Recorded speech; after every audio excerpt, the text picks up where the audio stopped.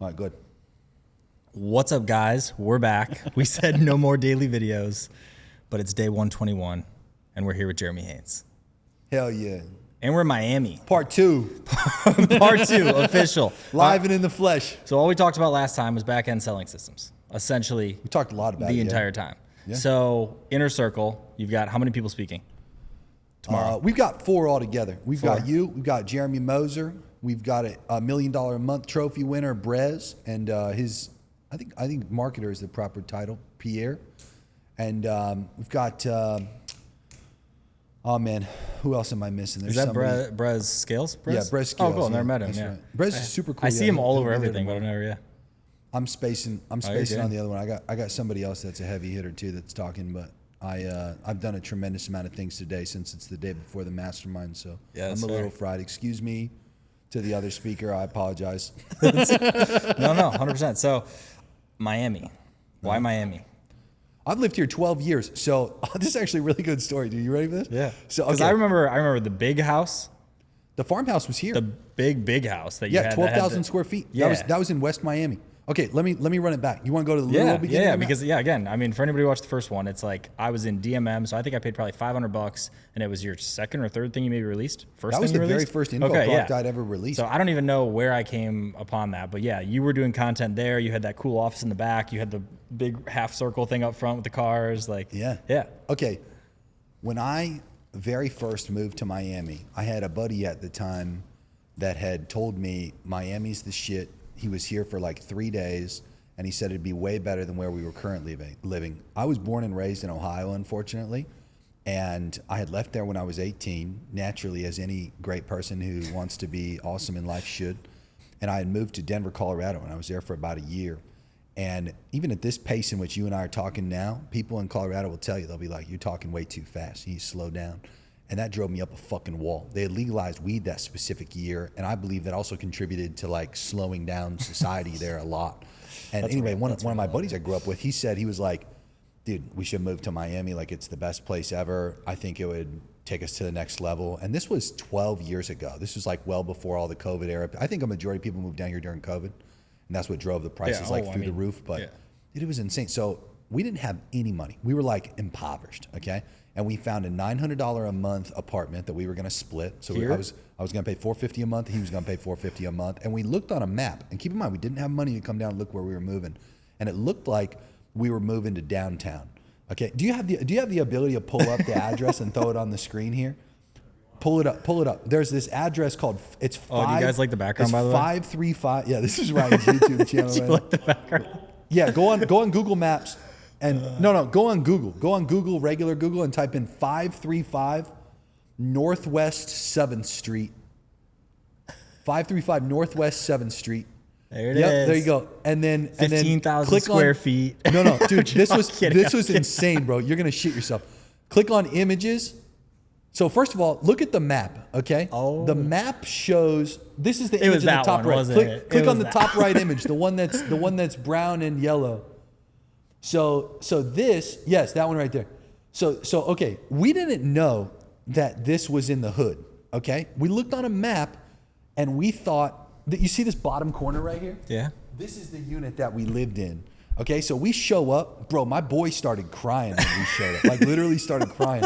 We thought our moms were gonna like, be like we honestly thought we were gonna die. There was a guy right above us on the second floor, his name was Thad. Okay, and Thad, thank God for Thad, bro. Thad comes downstairs, looks at me, and he goes, y'all boys messed up, huh?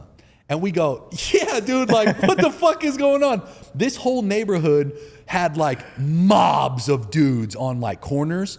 The project complex, which to be clear, today has now been demolished, okay? At this time, 12 years ago, it was not demolished. And long story short, a block over was the project complex. And this wasn't like a couple apartments, dude. This was like 3 to 4 city blocks of dudes wearing like white tees. Like, oh my God. It was so bad. How far is that dude. from here? 5 minutes. 5 minutes. So that's the thing. It's like we thought we were, if you're ever going to move to Miami, super pro tip, never, ever, ever live west of the highway. You always live east of the highway. The closer to the water you are, the better it is. Okay, but it's a very thin sliver of hood to great quality of life. Okay, so we thought we were moving in downtown Miami because on the map, go back to the map, show them on just like press the back button, and you'll see on the It's 8:30 yeah. Look at the PM, map by the now. way. Click on the map, and you see this right here. So as an example, like I live right now, like I don't know, 5-6 blocks east in a super fucking sick penthouse. I can walk across the street and go to the Heat Arena. Like my quality of life's insane 5 blocks over from where I live. 5 blocks west. Again, you could look at a map and argue like, oh, it looks like you live in downtown. So again, we didn't have money to come down here and see where we were moving. So, okay, long story short, this guy tells us, this is like crazy shit. The landlord tells us, he's like, all right, just rent times 2 to move in. So it's $1,800. And that was a lot for us back then. We pay the $1,800. We drive 33 hours. We pop some Ritalin, which I don't encourage, by the way. Don't anybody take it. We pop Ritalin. We drive 33 hours from Denver, Colorado, all the way down to Miami. And we show up. We go a little bit further west near this place called Jackson Hospital where the landlord's like office was. And again, even more hood. And this guy tries to fuck us. He tries to tell us it was rent times 3. Thank God we had in writing it was rent times 2 because we didn't have any money, dude. Yeah. When we officially moved in after we got into this shithole, we then drove to Walmart, which by the way, there's like one Walmart in Miami and it's even further west than that. We bought like beans and corn and like frozen chicken and shit. Like we were poor, dude. We were poor. And it was devastating, dude. Like we had people that we were on the first floor in that corner, like I said, so people would like slide up our bathroom window and like take our soaps and shit. There were like all kinds of fucking crazy bugs. I had those in-wall AC units. There were 2 of them in the little apartment. This apartment, I don't remember the exact square footage. I don't make it up, but like without exaggeration, probably under 700 square feet. We had a couch in this living room, and the picture a normal like 2-seater love couch, and you had roughly 1.5 feet worth of space between the wall and the couch for your walking room from how small the living room was. We both had air mattresses. We didn't have a TV. And unfortunately, like, you know, my buddy just wasn't really that ambitious, unfortunately, for me and him, you know, like I ended up having to eventually pay like the full rent. He eventually like, you know, just wasn't a good buddy of mine eventually, you know, just kind of split up through time. But anyway, that's how I came down to Miami. Now I had sold phones in Costco when I very first got here. Sold So phones. I was, that's what helped me transfer down with like an income was I'd sold cell phones in like those little Costco booths that they have in there. If you've ever been to a Costco, they have like a little, I think it's called Wireless Advocates is the name of the business, okay? So I was one of those guys that would stand in those booths and like just sell phones for the different services. I had transferred down here through that job, and I had a location in North Miami Beach that was my Costco, okay? And I sold a phone to a guy one day. His name was Peter. Peter had a company, and it was selling this like LED franchise opportunity to people. At the time, like all the lights were old and none of them were like LED lights. And it was a pretty big energy savings opportunity when you could convert like a commercial building or a government, like a city as an example, to LED instead of whatever the old lights were called. And so he would sell like this very low ticket franchise opportunity to people. It's like $10,000. And Peter hired me when I sold him a phone. He was like, I was 19 at the time. I think actually maybe even late 18. And he goes, you're young, like you know what you're doing. Like I'll come in and interview. Dude, he hired me as his head of marketing was my title. And he threw, dude, I was doing Stealth Seminar, if you remember that. I had to do SEO. I actually spun up, I had technically an agency back then because I had an SEO agency at the time through what I had learned at Peter's business. I had to work with sales teams. I had to learn to market. Like I was doing Facebook ads like way back then. I had CRM with Infusionsoft experience. And anyway, long story short, I don't in any way, shape, or form like to trash Peter, okay? But I will say this, and this is actually exclusive to you, bro, right now, okay? I've never said this publicly before. This is actually a story that I'm comfortable telling now, because I'm far enough away from it, okay? So we hired these Russian web developers that I'm 90% sure Peter stiffed, okay? I'm pretty sure that Peter stiffed them. And one day, some big fucking dudes showed up to Peter's office and like went into his office, and then like a week later, Peter said he was shutting down the business. And I correlate those two. You can conclude to what you want to conclude to happened, but moral of the story, you know, I made my conclusions about what I think happened. So I went on this website. It was Fiverr.com. You remember Fiverr? Yeah. And I hire a lady. She says she can type your resume up professionally. And I just tell her all the things that I You did. had someone on Fiverr. Dude, I just dump all, because keep in mind, dude, like I'm a fucking young idiot. Yeah. Like I don't know anything of this. I'm living in this hood Head of fucking marketing, though, yeah, like bro, fucking- yeah. So I really was the head of marketing. Yeah, I learned yeah, like yeah. so much shit, and I did help Peter make a fuckload of money. And anyway, long story short, I tell this lady on Fiverr, I'm like, look, here's all the things that I did. She turns it into a really good resume. I put that resume on Indeed.com. By the end of that week, I get a call. I'm not going to say from who. He doesn't like when I say his name, to be clear, but I get this opportunity from a sales trainer. It's very well known in the real estate space now. Guy's a billionaire. Hires me to be his first digital marketer. And this changed my life, man. Like I wouldn't be nearly where I am today. I honestly wish I could sit here and say his name as much as I possibly could, because wouldn't be even remotely close to where I am if it wasn't for that opportunity. And I get hired in mainly because they needed help with Infusionsoft.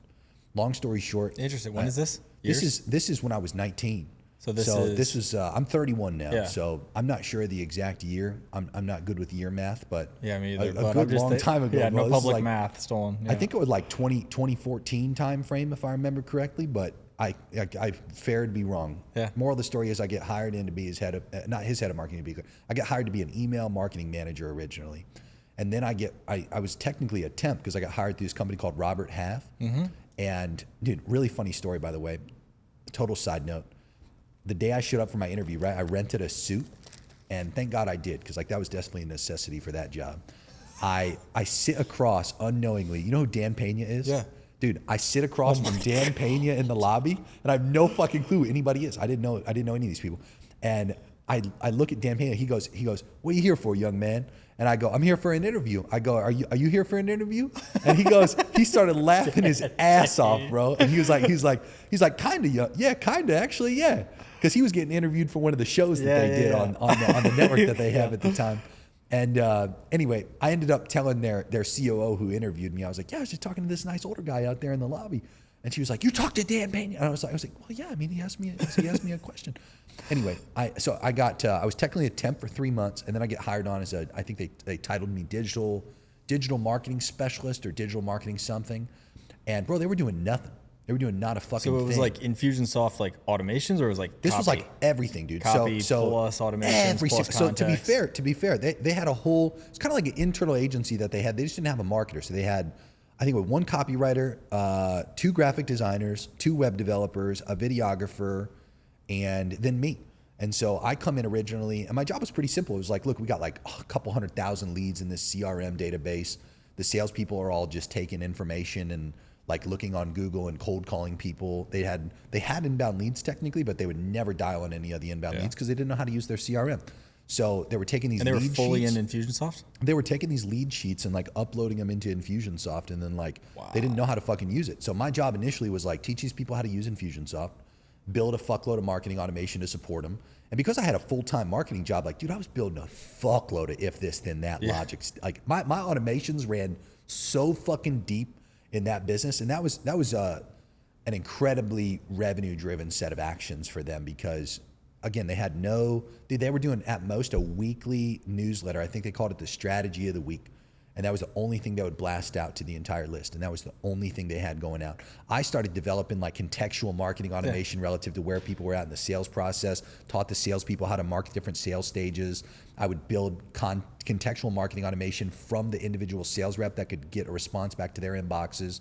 That alone like drove so much more fucking revenue for these guys because it changed their world. Like instead of just cold calling businesses, they had like fucking warm leads to actually call for. At that once point, are they worked. already doing like catalog-ish? Like, are there multiple fronts at this point and they're not doing contextual?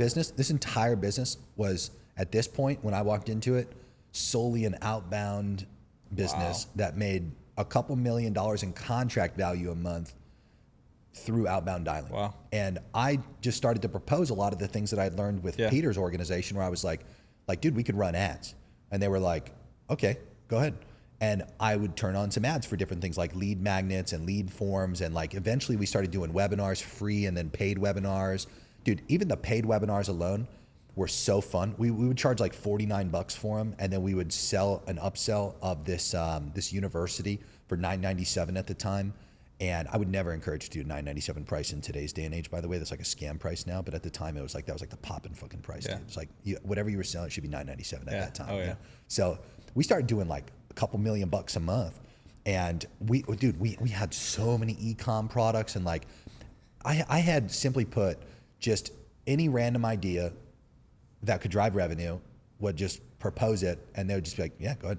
So I have a And question we'd let about it rip. that. So on the marketing side, that's one thing, and Yeah. we even have that right now. And we don't have to go too deep into this exact specific example, but like, how was the product generation side? Did they keep up with you guys? Because if you're spinning up lead magnet after lead magnet's like a marketing, but I then like a truly product. wish I could just like sit here and like say this guy's name because like it would immediately make so much sense. But like, let me be super clear. We could never ever catch up. Like this guy would walk in the room when we had insanely large project already, and he'd be like, 3 more. Here's another project, 3 more. and I need it done by tomorrow. And we would just bitch. We'd be like, dude, you have no idea what you're asking. Like that's insane. And then he would be like, oh fuck, like get it done. Like y'all can do it. And then every single time, to our surprise, we would actually pull it off. And every single time, we would then be pushed even harder. And I think it's a big part. This is why I attest when I talk about the initiation of the story. Like this is genuinely why I think everything's so easy nowadays. Because without exaggeration, I can operate at about half that capacity and still accomplish so much shit, like infinite shit, because of the level that I was pushed in that key like brain development phase of my life and like early adulthood. For sure. And on top of that, bro, like this guy's ingraining beliefs at the same time that are personal development mastery lessons that are just redefining potential every single fucking day we operated. And everything we did was just a damn near immediate validation cycle. And I can't stress it enough. Like I can't say enough good things about my time there and like their organization, like everything that they had going on. This is the only unfortunate thing. I had an income cap, and that ultimately led me to start Like a my literal marketing income agency. cap on the model. I didn't have an opportunity to earn more money beyond what I was being paid past a certain point. So like I had like a small bonus, but like there was a limitation to how much could be paid out on that small bonus. And by the time I had turned like late 20, I had an opportunity presented to me through one of the salespeople at that organization. Actually, it became a stipulation. One of the guys who wanted to close told the sales guy he was working with, like one of their top sales guys, he said, if you want me to do this deal, you got to introduce me to the guy doing your emails. And so one of these sales guys walks in and goes like, hey man, like it's like a stipulation for me to close this deal. Like, can you help this guy out? And I was like, yeah, sure. And like, I didn't necessarily know, cause again, dude, I'm like fucking 20 years old. I'm like a fucking idiot. Yeah. And he goes, so I tell this guy, like, I go, like, listen, man, I'll just call you later. You know, I don't want to like respect to this person I'm working for. I don't want to talk to you on like company time. So let me call you after I get off.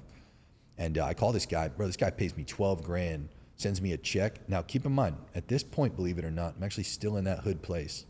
I go cash the check. I walk around with a 12K loaf in my pocket. I've never felt more like the man of my life, Ryan, dude. I'm walking up to my fellow like people in that creative department and I'm telling them to poke it. I'm like poke the loaf, dude. And I just felt so good. And on top of that, like I was immediately able to improve my life. Like with that 12K, I'd gone, at the time rents were really low here in Miami. I lived on a little island here called North Bay Village.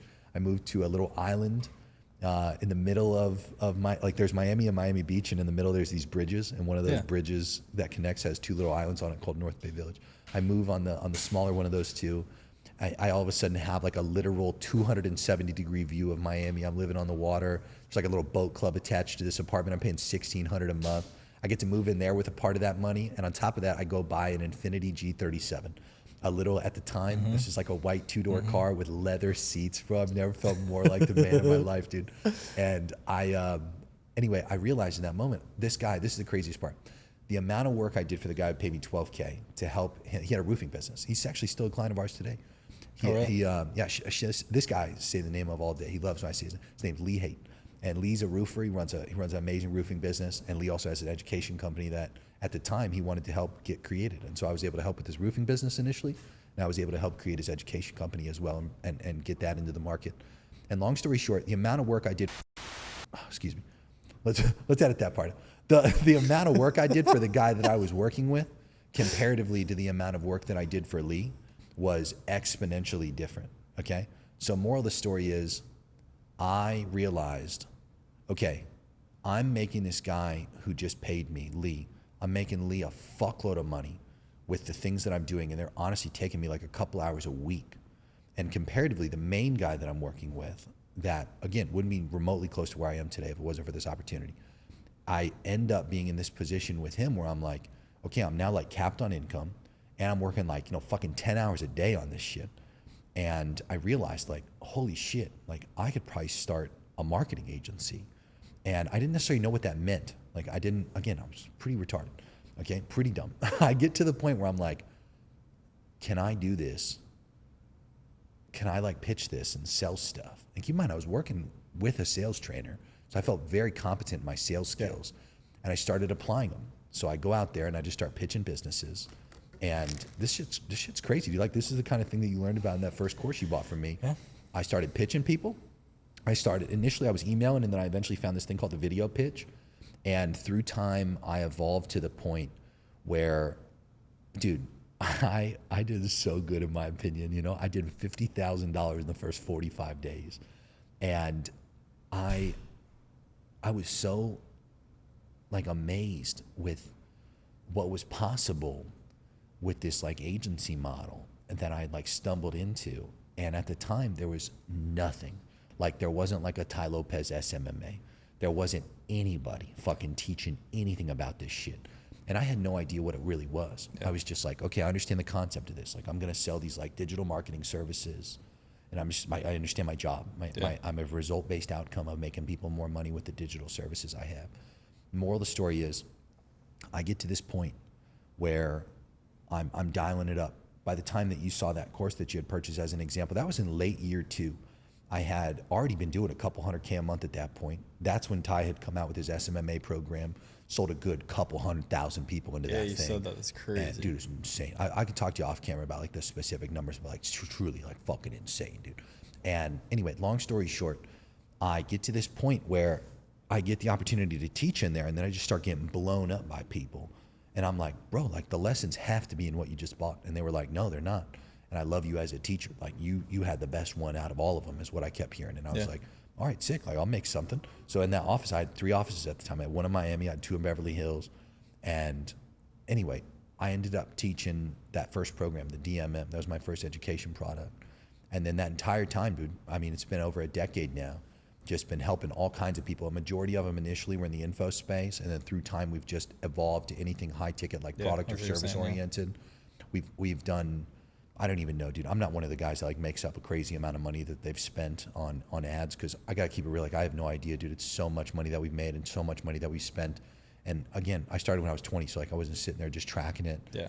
And I don't feel ethical just making up a number, but it's a fucking lot, okay? And we've done and seen every fucking model. And that's what's so fun, you know? And then we meet cool people like you along the way too, that are just doing other things. And like, you know, a perfect example of that, dude, like you started back then and look at you now, like couple $1 million a month. That's what it's all about. I think it's so cool what you can do, you know? Yeah. I don't know. I like to call it the info/coaching, right? Info/coaching, because so many people now, and like the hybrid is either both of them or the ascension from one to the other. But I think like as the industry moves, but it's so funny. I talk to Josh Gavin about this all the time. He was like the first, he's 22 or 23, like young kid. And he's just like, they don't know, dude. Pure as can be. And he lived in the Nothing Held Back world, the Unsold, like all of that. So he was big on copy, big on offer creation. But he's seen all the models. So it's the free webinars, the paid webinars, the low ticket, it's the high ticket direct, it's DTA versus VSL opt. And like, it doesn't matter. Like, it doesn't matter which one it is. And like, oh, what's hot now? Like you see like all these guys who are kind of newer to the space are like, oh no, like right now it's webinars. And like, yes, again, agreed. Like there are waves of things that like hit better at different times. Yeah. Like, right. Yeah. You and I were talking about that, but like, doesn't mean you can't crank a VSL opt-in funnel and do 15 million a month. You know, like I still know people right now who do XYZ model and do 12 to 15 million a month. Yeah. And it's like, everyone's like, oh, it's webinars. It's like, they don't give up about a webinar. Yeah. So like, I don't know, but the info coaching as the delivery is either you're selling info or you're giving coaching, or it's info with like, I love it. Everyone tries to leave and go private equity or go software or go do their thing or whatever. It's like, I'm going to hang out right here. You know, I'm going to hang out right I'll tell you here. this, like when you ask that question, why Miami? Simply put, you know, that was the main reason, to be fair, was just, I had a buddy who was like, dude, this place is the proximity. Shit. And through time, it's evolved in an even greater and greater city. And again, through time, I'm so impressed with how much it's grown and how much it's developed, and like how many people have moved here. But I will say, like to your point, this is what gives the info space a bad stigma to a degree. It's like you have people who run, like as an example, I consider myself one of these prime examples, a serious fucking education company. Like we take it serious. We understand the game. we know what your outcome is. You want to spend whatever you're going to spend on that info, business, course, product, whatever it is. You obviously make a fuckload more than what you're going to invest. And we take that outcome extremely seriously around here, okay? So no matter which one of our products, we give as much as we possibly can. We update it on an ongoing basis. And just due to the fact that we've been in that niche for so long and seen all the different models of delivery mechanisms for like how you could actually deliver one of those products, we understand what's enough and what's like considered more than enough for us to really over deliver for somebody and stack the odds that they get the outcome they're after. So we're really good at delivering results. But to be fair, I always make fun of these kids like these broccoli hair boys, and their goal is to like move down to Brickell, buy themselves like a fucking piece of shit, like, I don't know, C8 on 100 something month auto loan or something. And they all call their homes penthouses. And like, then people like me, like, dude, I have like an actual fucking penthouse, you know? And I have like actually fucking sick cars, and like, you know, I do all kinds of crazy shit.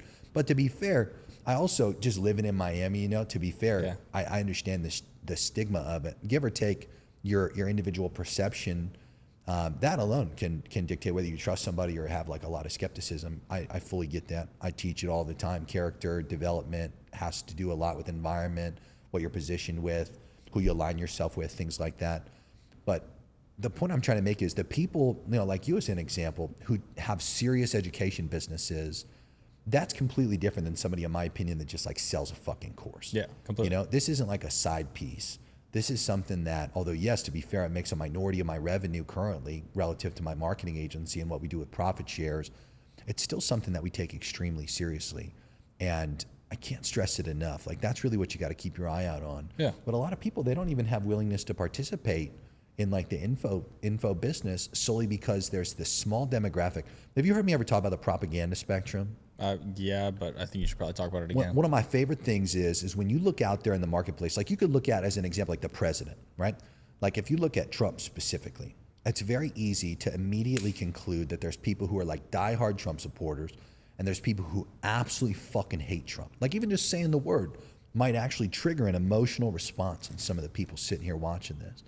But there's also this like middle ground of people that are relatively neutral.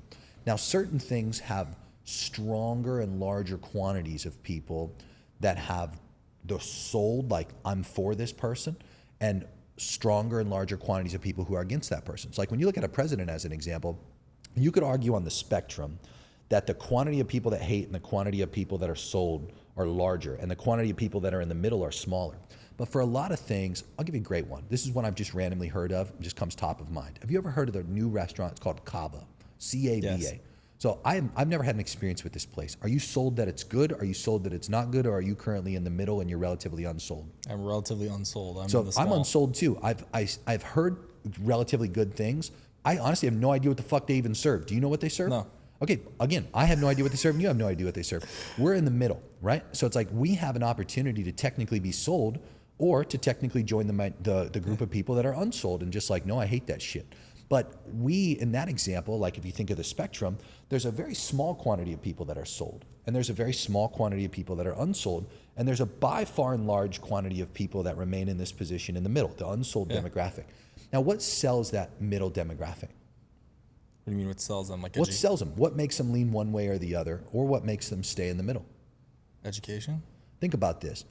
Information, experiences, like conversations, like there's all kinds of individual things that make people become sold. Likely for you and I, we probably just need to go to this place. We're going to Cava after and this? Just try. Dude, I don't even know if there's one here in Miami because that's how unaware I am. But do you know if there's one in Miami? Can we DoorDash Cava? I don't know. Who knows? So it's like the point I'm trying to make is like, yeah, I mean, we likely just need to have an experience with it. But what if we had somebody that sat there? What if there was enough propaganda that reached us?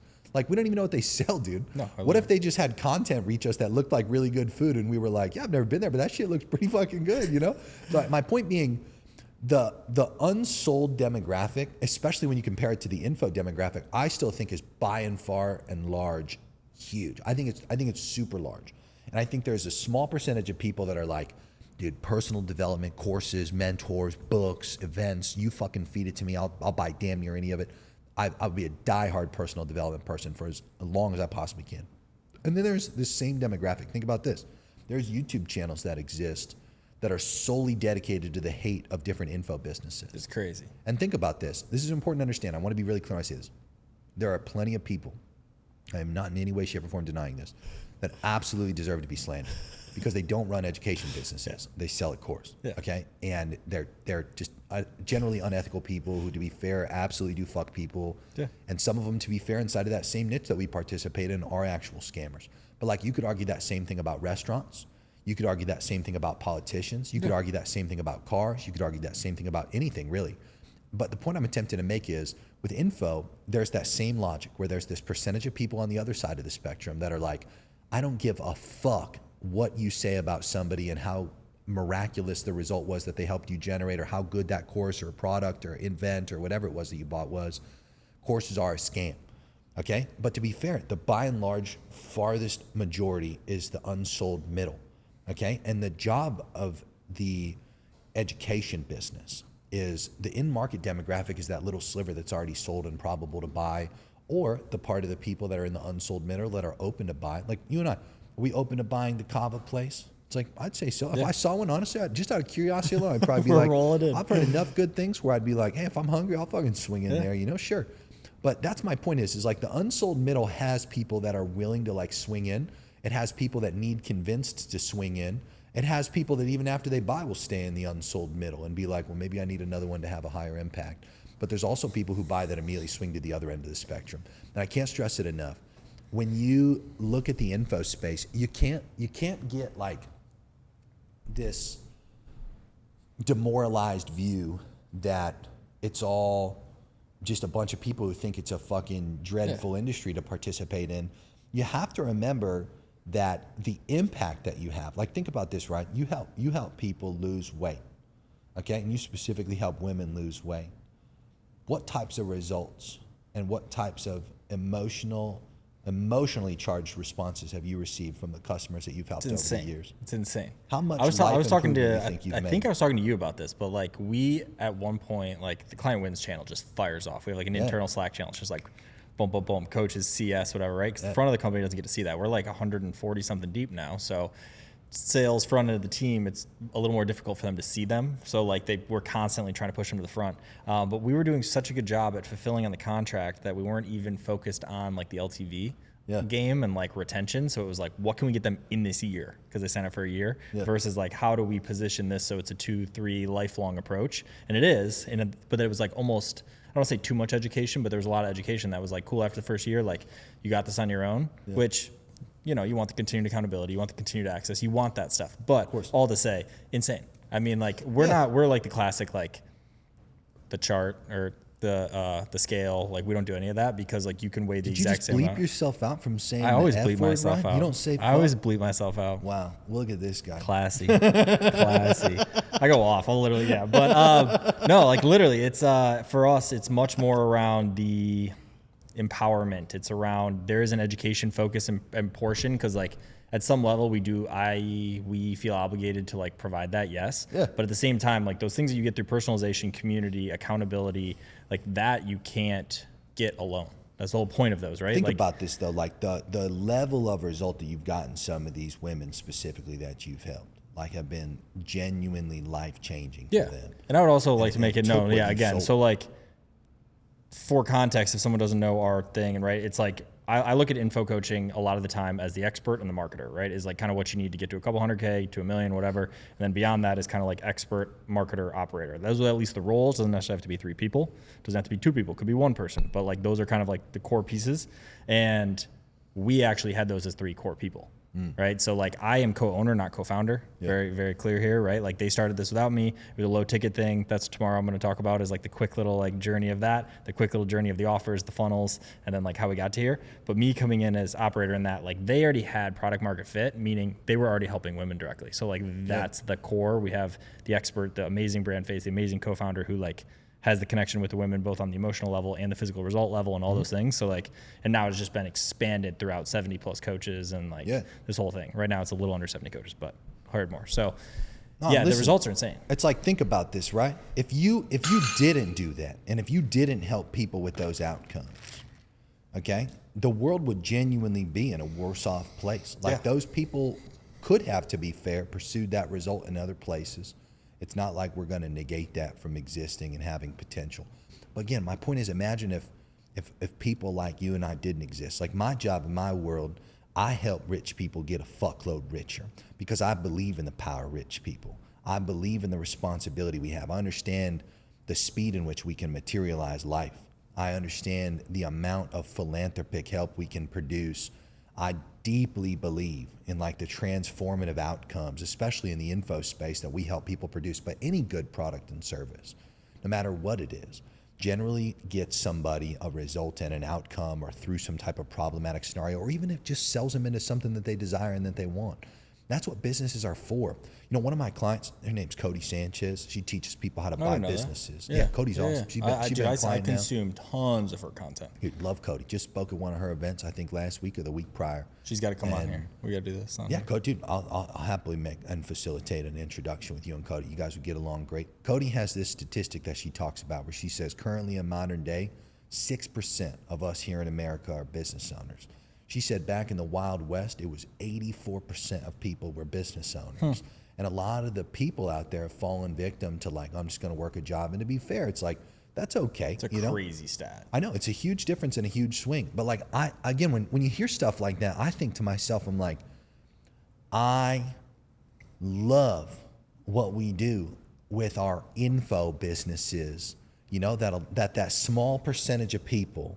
Right? It's like, bro, no offense. It's probably why you don't say bad words. Maybe you have some other reasons. Could be religious for all I know. I swear all the time. Maybe those fucking hilarious. YouTube comments. Bro, I bet you saw maybe 1 or 2 YouTube comments from one of those fuckers that's in that small sliver that's like, oh, I can't even listen to this shit because you say so many bad words. It's like, dog, again, you can't define your life by that tiny That's little. so funny. I swear nonstop all the time in chats, in everything. And think like, about it, dude. You're not even willing to be yourself. I'm my fullest fucking self when I'm making content. Like this is how I am all the time. Okay. It's the first time I've sat in a chair that swivels. That's for sure. It feels good, right? Ever, yeah. No.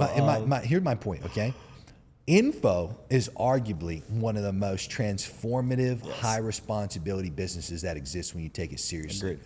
And the outcomes that we produce are transformative, okay? And when you look at that unsold middle, it's like, I'm not saying we need to convert the earth on our offers, okay? That's not what I'm sitting here yapping about. What I'm saying is like, when you look at the propaganda spectrum and you say, okay, well, a lot of these people, they might not even know that they need the help. Like, bro, if you would have told poor me that there were people like me now that exist that I could watch on platforms like YouTube and hear that exact type of story from and see like, so you're telling me that guy went from the hood to a building that didn't even exist when he first moved here and now lives at the literal top of it and like has this crazy fucking life and does like helps so many fucking people, dude. It's like, that's the importance of an info business is. It's not necessarily to take people in that position to an even better position. It's just, you take people from where they're at, no matter where they're at, relative to who you sell to, and make tremendous fucking change in their life through all these things that we talk about, which I'm happy to transition into, by the way. Front end shit, like we can sit here and yap about webinars, challenge funnels, low ticket to high ticket, call funnels, like whatever. Let's get tactical in a minute. But that's the thing, you know? Yeah, like, what you were saying though about I think that's the other piece of this, because like it's a scam industry. You saw the infomercial guys, the real estate guys, you sell stuff for 50 G's. That was like an info coaching thing. And like back then they were called scammers. But now it is so widely known. Like you said, like, oh, I didn't even know to go on YouTube and watch these. Like it wasn't as prevalent, like at all. Like it didn't even exist. No fucking clue the guy that I worked for existed until I started working with him. And to your point, I saw thousands of, every single morning that guy did a morning meeting. And we would openly read out dozens of testimonials from just the previous day that poured in.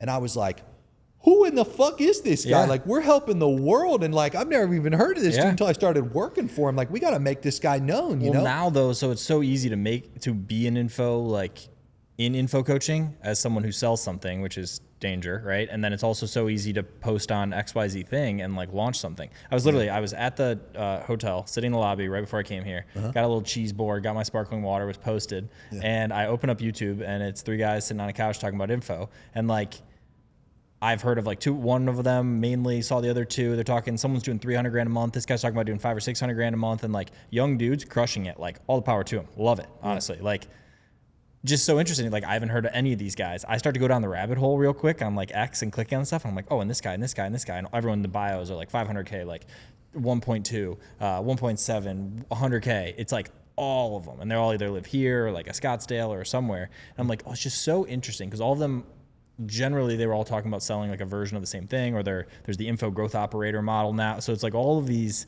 additions to this, it's just like, feels like it's like wildfire, how it's spreading. Yeah.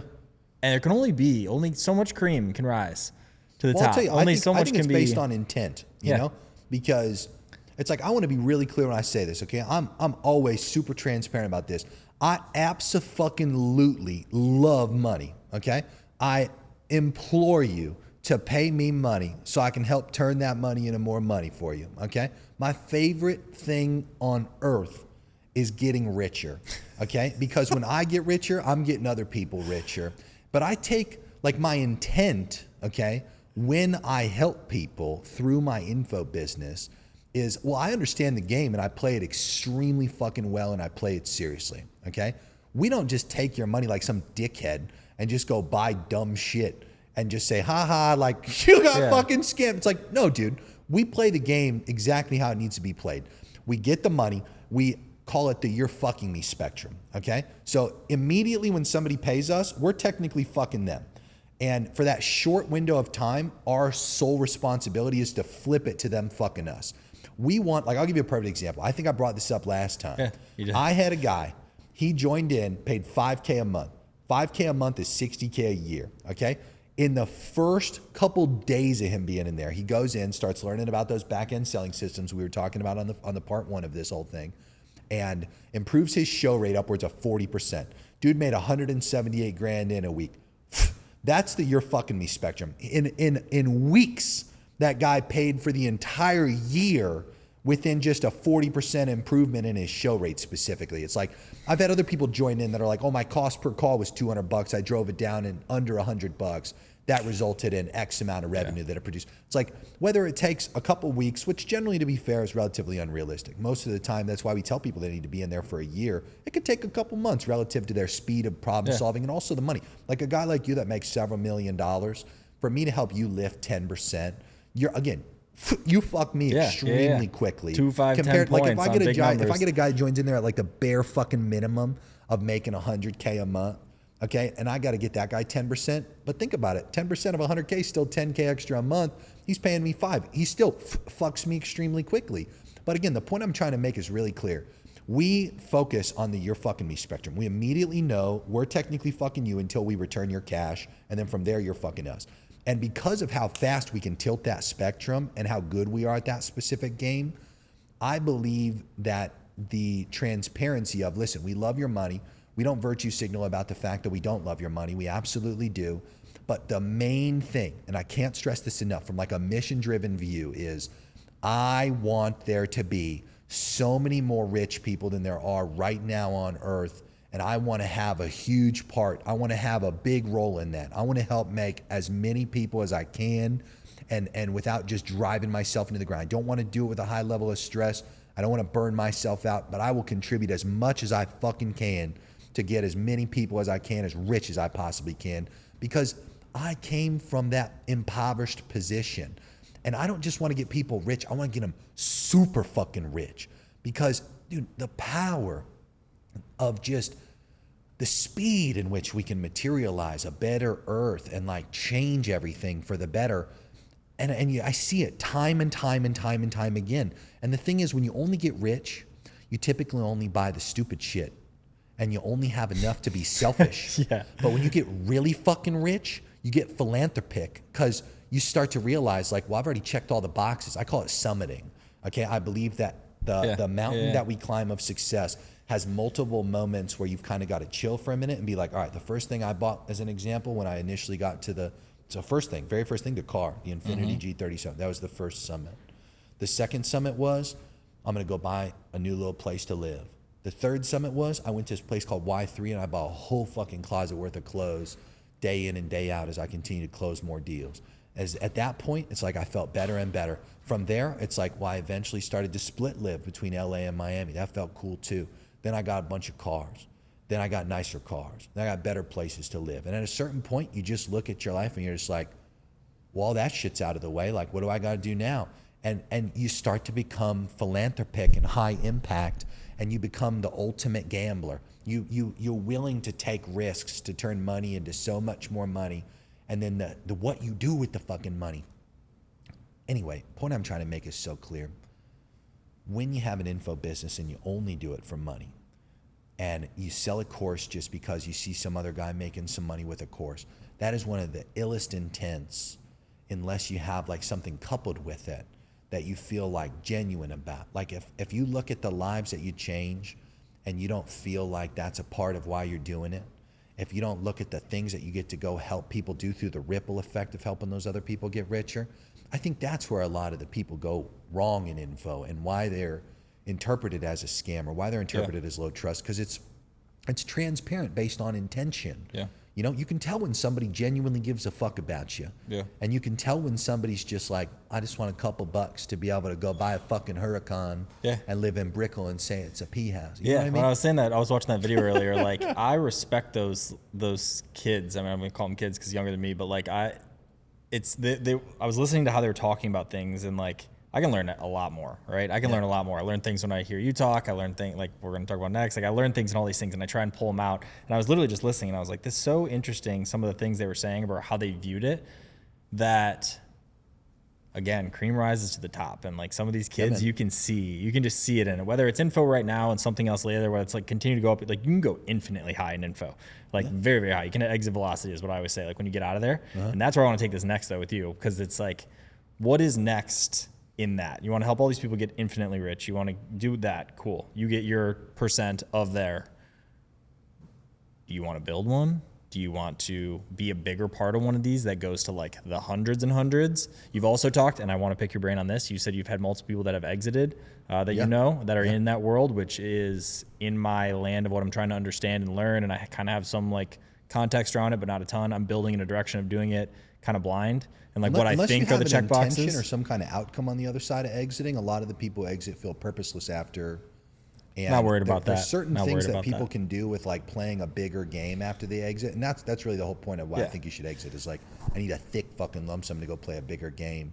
Otherwise, the cash flow, I think cash flow is far better than what a huge lump sum can do relative to the size of the lump sum. To be I was gonna say, and I'll talk to you offline, because like again, ours is partners, right? Like again, I was the third partner that came into this, right? And you know, percentages and things have bounced around, and like, you know, it's where value is going and all that, right? But one, it's just like the check the box. Like it's just that like what do they call it? Like completing the entrepreneurial circle or the loop or whatever, where it's like you build it, you grow it. And I honestly would categorize myself not directly as an entrepreneur in terms of I've never done the 0 to 1. Like I'm like when I watch Cody stuff because I'm like, oh, that's my speed.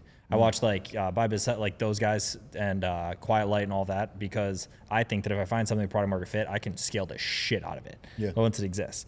But completing that loop, getting it to a point where it's a machine and it actually can sell, and it can like really sell, not like, oh, I hand it away basically and just get half a year's of cash flow. Like, no. I mean, like I'm talking 5, 8, 10 years of cash up front. And then it's nice too, because again, with partners and stuff, you know, you see the big numbers, and I made a video on this. It's like, cool, we just crossed 80, and it's like 80's here.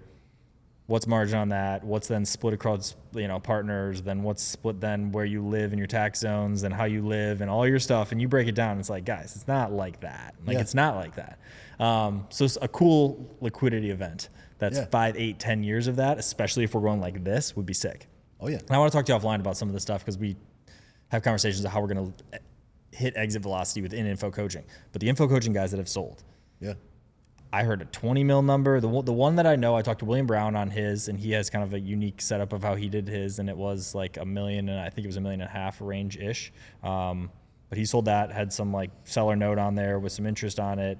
He had a 6-month or year-long, it's in the video, so you guys can watch that and find out. But he talks about his deal, and then you have the Hormozy deal that's obviously very public when he talked about his, which was 40, 50, somewhere in that range, when he sold Gym Launch with the grouping of the other thing. So was his a full exit? To my understanding, no. I'm not pro on any of these guys, by the way. We had a guy that did a minority exit for 40 mil. Yeah, that's crazy. Yeah, and I was going to say info? All info, yeah. Just this massive recurring engine? Transactional offer. It wasn't even recurring. How does that make sense? Well, it makes total. Dude, the guy spent 1.8 mil, did $22 million over like 19 months, and then the guy came in and was like, "I'll give you 40 mil for a minority stake of that." And it had some like big back end piece or something that No, like, it was actually really interesting. A lot of these guys that we've seen so far, we've seen it 4 different times now. The people who buy them out are like, I'll give you a great example. We have one guy in particular. He was an executive of a big tech company, and he had like branched out into private equity, and he had bought one of these guys. That one got ran into. Most of these guys have no idea what the fuck they're doing. Yeah, I So, watched like, your video on that. They want to get into info, and like they think it's a fucking pipe dream, and it's like, honestly, they probably look at it and just think to themselves like, oh, this is a fucking easy. cakewalk. Yeah. Like, let me just run into this, and I'll be able to scale the shit out of it. And a lot of them come in and do some of the dumbest shit you'd ever think of, like things that you and I would be like, why in the world would you even think that that's good to do? But they don't know better. And so these businesses that they spend tens of millions of dollars on for a stake of, they take them over to a degree and like have a lot of influence in what happens next, and they just run it straight into the ground. Yeah. And 2 out of 4 of those instances, we've seen them give back the equity to the person they bought it from. And it was one of those situations where it's like, oh, you get a liquidity event and then you end up getting the equity back. And then those 1 out of the 2 of those deals didn't end up getting the business back up. And then the other 1 of the 2 ended up getting it back up to $2 million a month. And it's awesome. He's he's great. But yeah, moral of the story is you can exit from info. It just depends on who's buying you and what the intent is of buying you. Some buy it for the cash flow. Some buy it to like roll you into something greater. Some buy it because they look at your model and they think you're an idiot and they're like, oh, this person's not doing this with it, and this would make a lot of sense. And four, they're 0 for 4.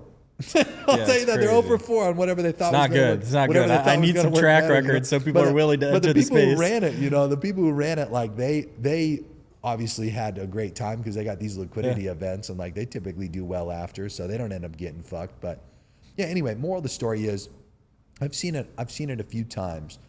And it just depends. Like, to your point, everybody has individual summits. Like what I was talking about with like, clothes and a new place, and then some cars, and then investing, and then like taking care of your mom, or like getting a mortgage taken care of, or whatever it is. That's your individual. It's your individual mountain. So like, if you believe that you need a liquidity event in your lifetime to complete the entrepreneurial quest and start doing side quests from there, or the next larger quest, then it is what it is. Everybody's got their own individual journeys. But yeah, it's definitely possible. It's definitely feasible, and we've seen it many times over. Yeah. I mean, I just kind of followed Hormozy was the first one to talk about it in my realm of it, right? Like I knew the understanding private equity kind of, or like it exists and how it works at some level, but not within this space. And then when he started talking about it, he made that big board that was like the different pieces you need. It's like you need, audited financials. You need like diversification of faces. You need diversification of, acquisition, basically. You need to be out of the product, all that stuff. And we're like, okay, cool, we'll just like work through a version of this checklist. And real quick we're like, nah, we're not doing this, we're just gonna be a cash flow biz. And then it like accidentally happened because of how we changed offers, and I'm gonna talk about it tomorrow. But when we changed from info to coaching, it broke the entire the math broke. Because the cost to fulfill as a function of it, while also ramping into it, was increasing the cost to acquire at the same time. So we were getting pinched without like directly knowing it, because we weren't tracking it like well enough. And it was making 30, 40 points, and we were doing 10 million bucks a year, and we were like 10 to 12 million at selling info. And we're like, who gives a shit? All paid. We're like, who gives a shit? Like, let's just rip it. We were selling $500 things over the phone. Like at one point, because the math worked out. Like it was all good. And then we moved over to selling high ticket. The math was there. Cash flow was there, but cash flow was there as cash, not as accrual, because you got to pay your coach out in the future, right? Like, high ticket's way better than $500 phone sales, though. I mean, you'll but agree even to that. then though, like again, you're paying a coach out for the year. We didn't know how to do comp models. Then all of a sudden it's going up into this direction. You hear one person say everyone needs to be W-2. You swap your whole team to W-2. So then you add 20% to your entire payroll costs. Now you got an HR manager. You got this, and CPA is going like this. You're paying an agency $130 grand a month to manage spend while CPA is rising. So I got those double whammies, and I got everyone W-2. Calendars are half full still while CPA is rising. I'm like, it was everything that could go wrong was going wrong. Those are some of the most brutal characteristics you articulated about businesses that typically hit $1 million months. Like they end up being in these positions where they become bureaucratic, political, slow. They unknowingly transition, thinking they're doing the right things, into these just turtle businesses that have nothing more than the historical success they've had to hope and pray and stay latched onto, somehow resurrecting and like entering back into the glory days. But it requires, undoing a lot of those violently bad decisions. And most of the time, lean, small teams have way more effectiveness. Like concentrated A-player talent with lean organizations can typically achieve far more than what the larger organizations do. So when you talk about from like a cash flow versus like super divested, you're completely out of it type business, you could take that type of advice and you could do really, really stupid things with that type of advice. You know, you gotta be careful. Lean teams. I like it. I mean, way better. Yeah, I talked to. I'm in Iman, so Iman just rebranded over to consulting, right? So consulting.com. So he's got. By the way, let's just shout out that real quick. That Iman, is super cool. Big dog. I love the consulting.com acquisition with the little photo on it, and then the traffic and funnels acquisition in the most recent days. He just ponied up and got them both. Shit is super petty and super hilarious. I absolutely love it. It's so cool. Yeah, so he's got so you've got Inner Circle, you've got it like leans really in this, and you can correct me, but like in the paid world, like you're a marketer at heart, right? So you have that like core piece and all the sales system and all the other pieces, and like you got those guys in that room. Yeah. His is, and I just went to London for that. It was called 8FL. Now he called it Quantum. Okay. So now it's Quantum, which is the OG consulting mastermind name. Yeah. Smart, so he's got Quantum Master right inside there. But I went out there. All those guys are, including Iman, right? And then that's the audience he fosters, same as you, right? Yeah. But it's like very organic. They're running 80% margins. They've got worldwide talent. They've got like this playbook down that's like just so different than my frame of like, oh, what do you mean you don't spend $1.5 million, to acquire all your customers? They're like, why would we touch ads right now? And now, of course, and again, pendulum, they'll go in this world, but they do these live revenue generating events, and then they'll do, 10 million in profit on one of these, and then they'll kind of chill, and they just have this lean team of worldwide talent that's like this. And I'm like, gosh, that's just such a different model than we run, because ours is W-2. It's like, how do we build this to sell it? How do we have basically all U.S. workforce? How do we, like, all of these things, and each one of them is like 1,000 little cuts. And then here's gets the that cool margin. part about being rich. I mean, it's not a game of either or, No, like no, being exactly. rich, you get to live a life of both. Yeah, I'm sitting out there on my sixth cigar. Yeah, I'm on my sixth cigar. It's like 3:30 in the morning, and I'm sitting with Iman and like 4 or 5 other guys that were still awake, and we're talking about the different models. And someone's like, "Yeah, and you could do this or this or this or this," and he's like, "Yeah, no, like."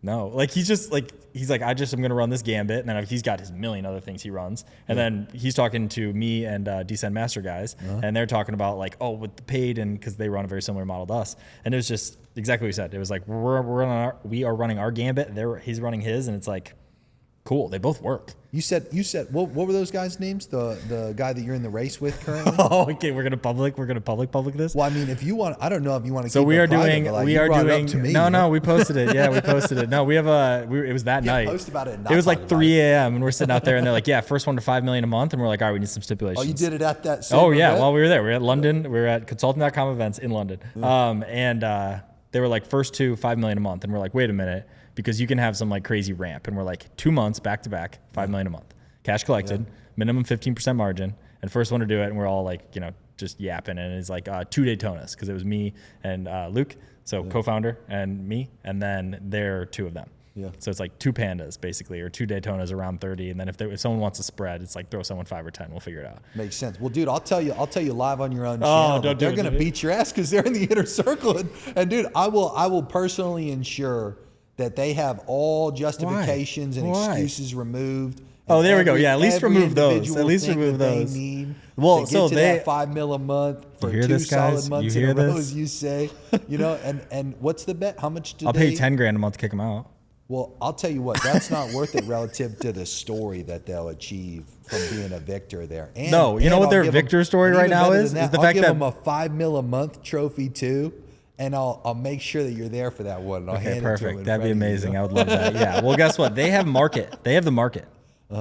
So they have crypto at all-time highs. Too. There's more women in comparison. No. To They have investors. they have the market right now with crypto all-time high yesterday, right? So they get the influx of that. They have the AOV. Theirs is 3 times what ours is, like front-end cash. They have retention way crazier because it's true community-based. Like they've got a good model. Very like interesting I like those guys. mental frame you're articulating, selling against your own self. It's not selling against myself. We talked about the hedge. So like ours right now, we're at 2.1 or 2.2, and it's like 10 days into the month. I mean, Ryan, the number They're at like one industry that I think has existed for like damn all time is women's weight loss. For sure. So arguably, you could sell you and what you have. Yeah, the potential and the to friends do. we have that do over 10 a month are in health space, not specific to women, but like do that. Like the game is there. The game is there. We're ahead on cash, but I'm just saying have more potential, and we're closer on cash, but they have a great market. And for them, I bet it could be a flip of switch. And they're like, oh no, it'll be September. I'm like, we'll see. So we're all just playing. But this could be the first month we could get close. Well, boys, book those one-on-one calls with me since you guys got access to them. Don't book anything. I'm going to pay him to make it so you can't be on Hopefully they this. show up to the Mastermind tomorrow. And No, they 100% are not. They just canceled their trip to like Saint Tropez or somewhere so they could lock in. It just sounds good, dude. That's exactly what they should be doing. Or Ibiza or something. I actually had a guy, he's one of my favorite deals that we've done. His name's Mark. And Mark has easily top 3 most dialed in people I've ever met. And he was supposed to come and chat with me tomorrow morning during the opening talk that I have. You better pop us in. He's dude, he heard I was going to help take a direct competitor. He's in a bet with the $5 million a month. Goes and gets this in. Anyway, long story short, Mark is one of the most dialed in people that I've ever met. Okay, and he hits me up yesterday morning, and he goes, I had to fire a few of my salespeople. I'm not going to be able to make it because I now have to take those sales calls. And I'm like, Mark, you're doing $3 million a month. No offense, why don't you just give them to some of the other sales guys? And he goes, I'm going to close those people for more money than what those salespeople ever would have closed them for, and I'm trying to hit this larger target. And that's what it's going to take, and that's what I'm going to do. And I'm just going to be full of anxiety if I come there. I'm not going to be my best self if you want me to talk to these people and, explain anything.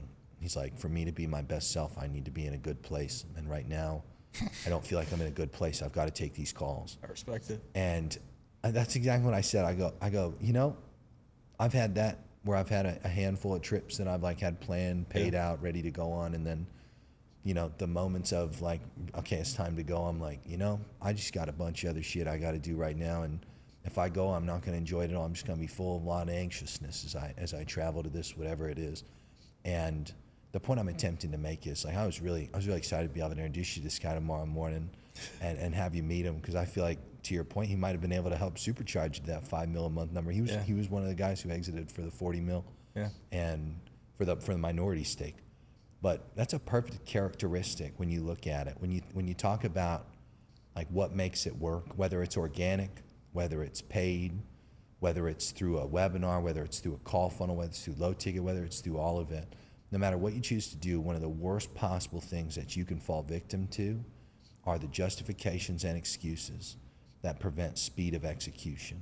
It's all about being able to open and close those cycles of growth at a high rate of speed and being able to stay locked the fuck into that mentality. Yeah. You know what I mean? Yeah, so that is right now, the 2 biggest levers are just CPA, plain and simple, and team efficiency. Yeah.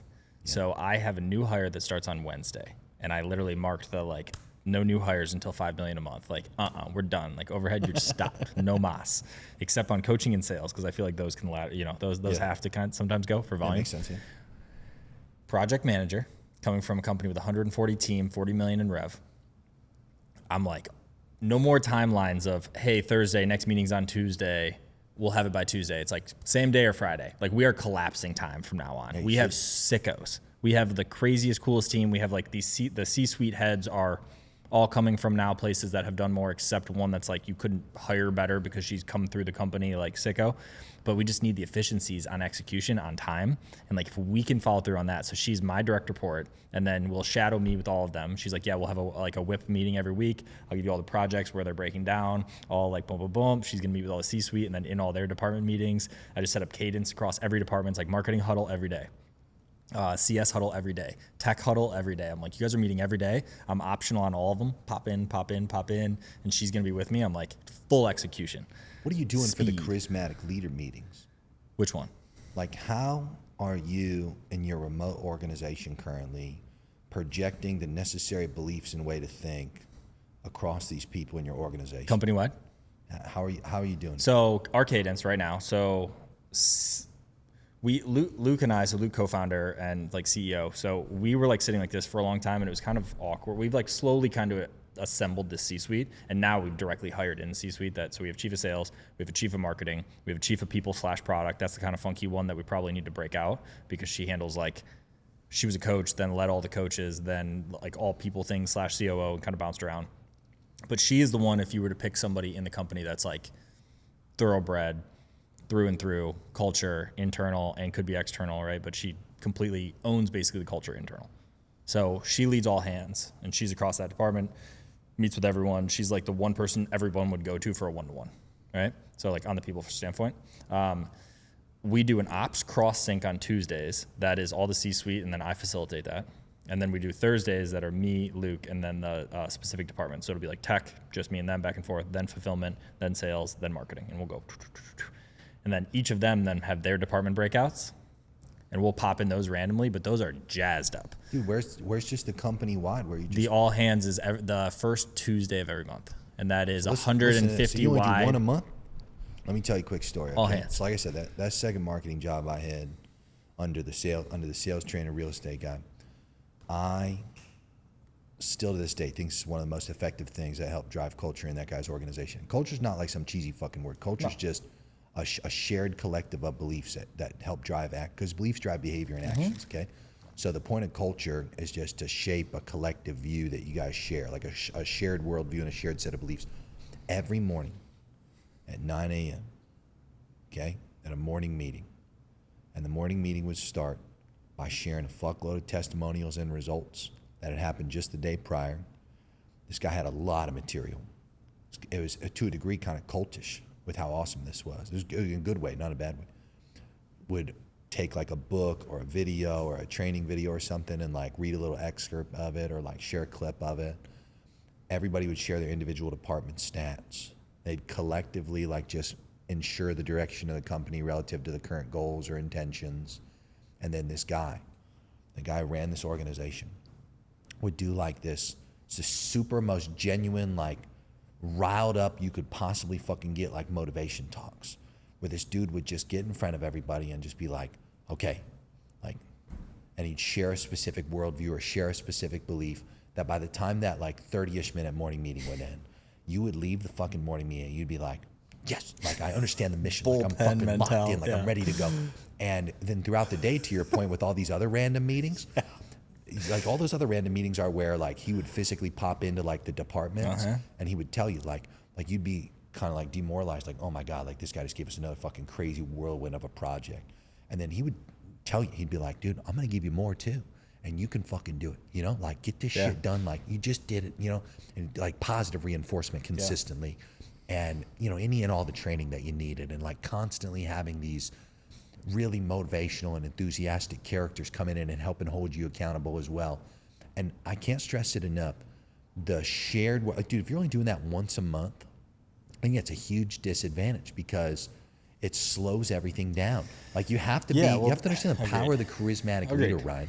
Think about this. Like you're doing it more on YouTube right now with the daily videos. Any of where you got to click. But hear me out. It's like this is the daily videos. It's like why not have this internally in your organization? Can you click on the bottom right one? The bottom right, our funnel booked. Actually, that's not a good one. Sorry. Yeah, go up. The most recent one. I'm done making daily videos, which is hilarious. By the way, this is yesterday.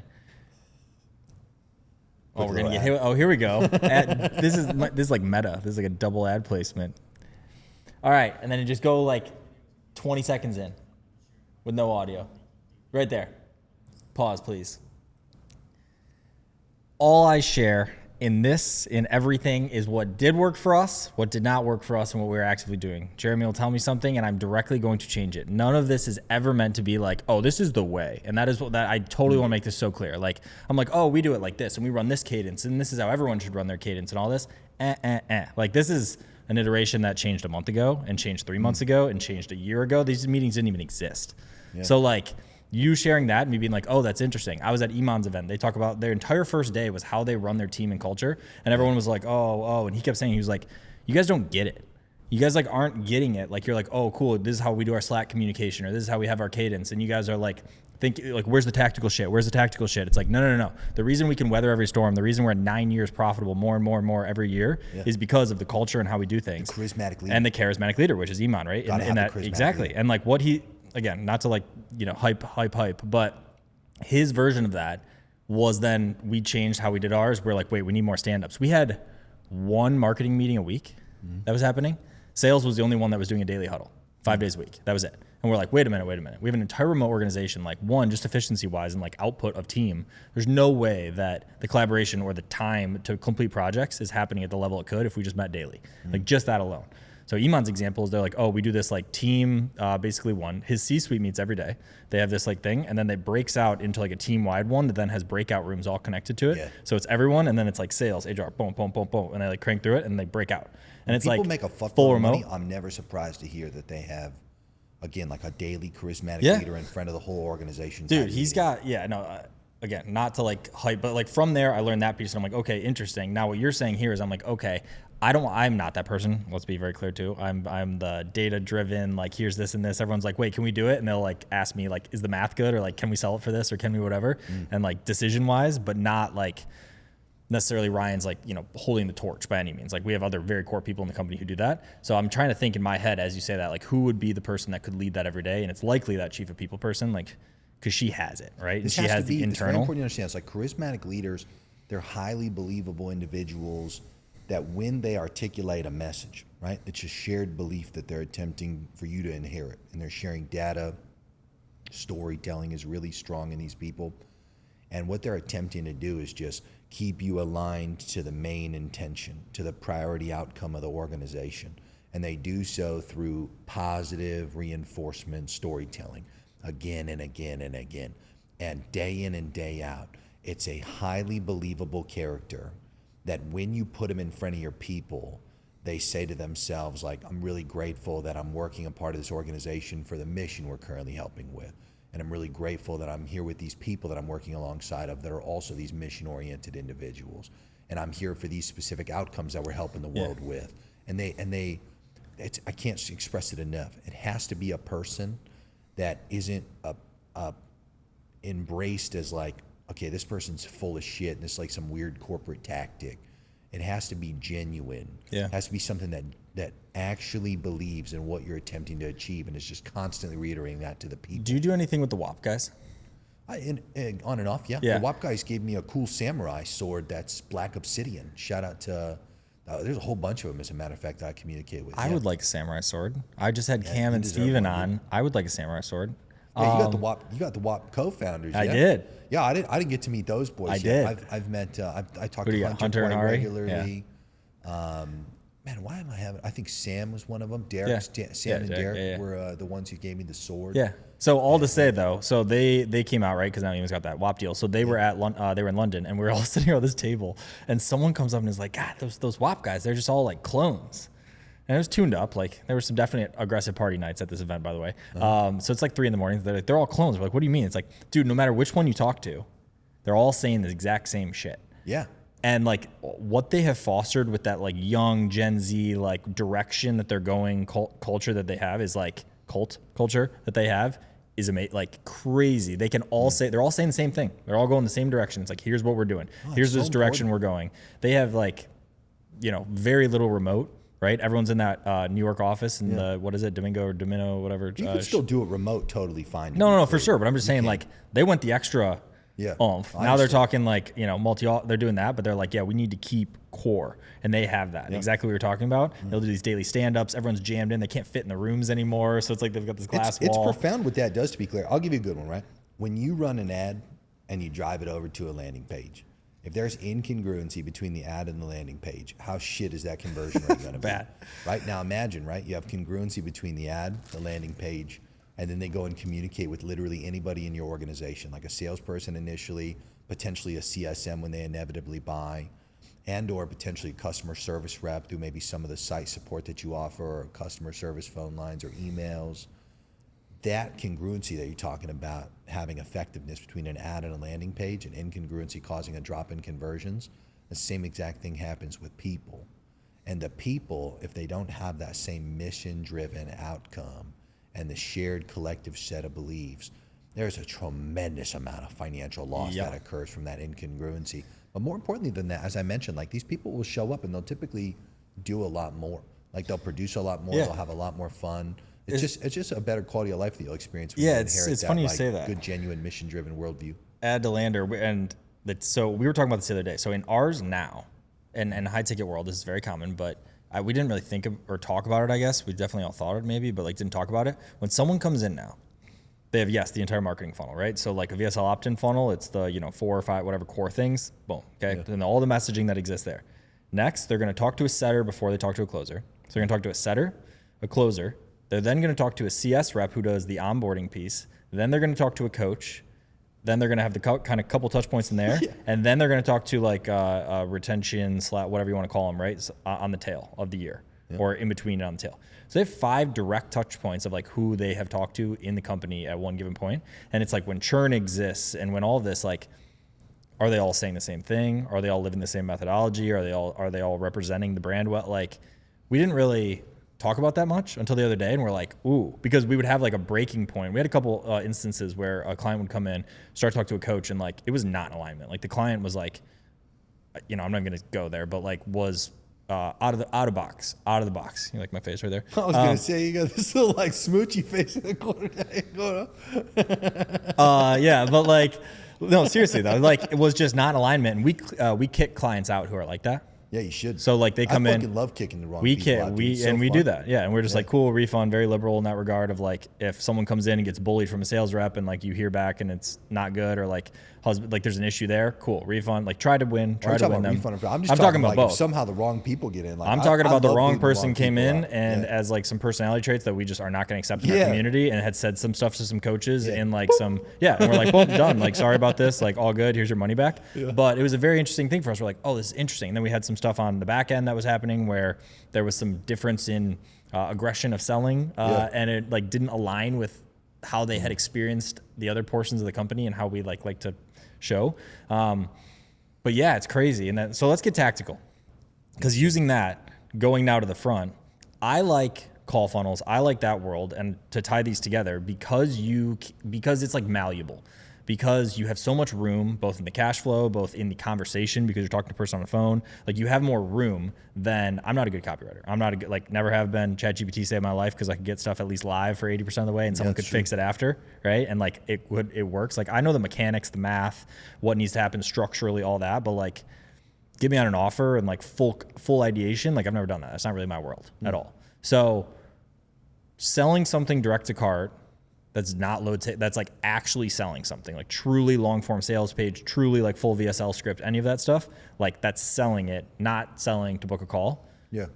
I personally have not. Like, of course, people on team have, but like to me, webinars, anything that's like direct to cart like that. Yeah.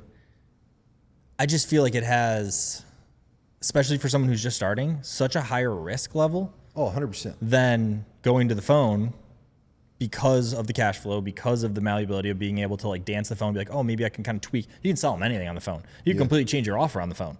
You know what I mean? Like your script goes from like what you're going to like, pre-recorded hard pitch on a webinar to like 400 people to like, oh no, this person needs these 3 coaching calls different than this. And like, oh, if I fly out there, they'll give me another 10G, and like, you can just change it on the fly. Yeah.